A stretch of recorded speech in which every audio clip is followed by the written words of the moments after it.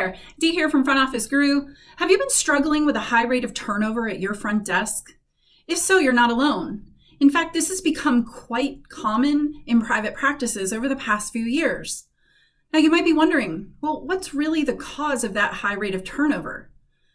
I'm going to share with you what I've learned as I've worked with private practices.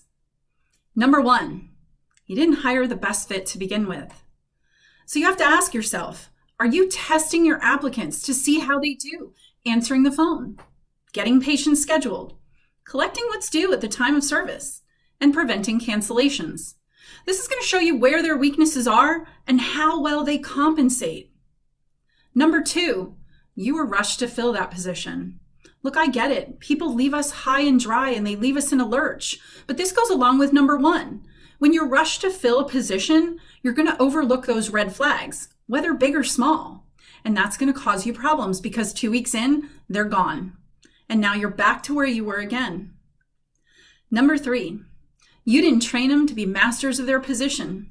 Look, I can't say this enough. If you want someone to be a master of that front desk, they need consistent, proven training and a system to follow. This is going to show them how to master patient management in your practice. That's what you need, a system that trains them how to manage patients in your practice.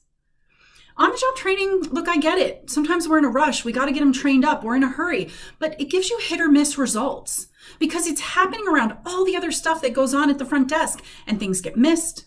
Bad habits get created, and now you're stuck with a problem because now you've got to correct somebody that wasn't really trained in the first place. So if you want to have less turnover at your front desk, you need the following.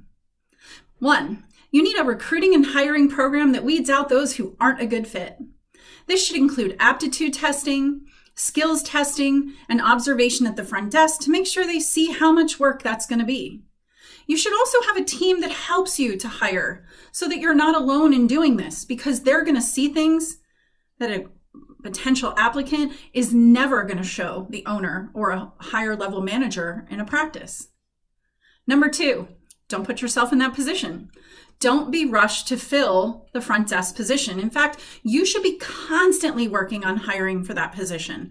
Don't wait until you're desperate to finally post ads and interview and test people. Do it constantly so you have a file of people that you could revert to if needed. And number three, this is where our practice really started to become successful years ago.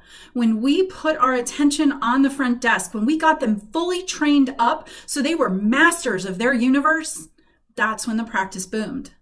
You want to make sure you have a system of training that gets results, that handles patients. You want to take the time to train them on all patient-related actions and make sure you observe them to ensure they can and are using them. You want to practice specific scripting with them to make sure that they're masters at it. If you don't, they'll revert back to habits or they'll create something that's comfortable. Finally, you want to look, listen, and provide feedback and retrain them if necessary. And finally, number four, replace those who aren't willing to learn or do as you've instructed them to do. All right, I hope this helps you. I hope this gives you some tips and tricks. Remember, Front Office Guru is always here for you. If you have any questions, if you need help, feel free to schedule a free call. I'll happily tell you how I can help your practice. I wish you the best. Have a beautiful day.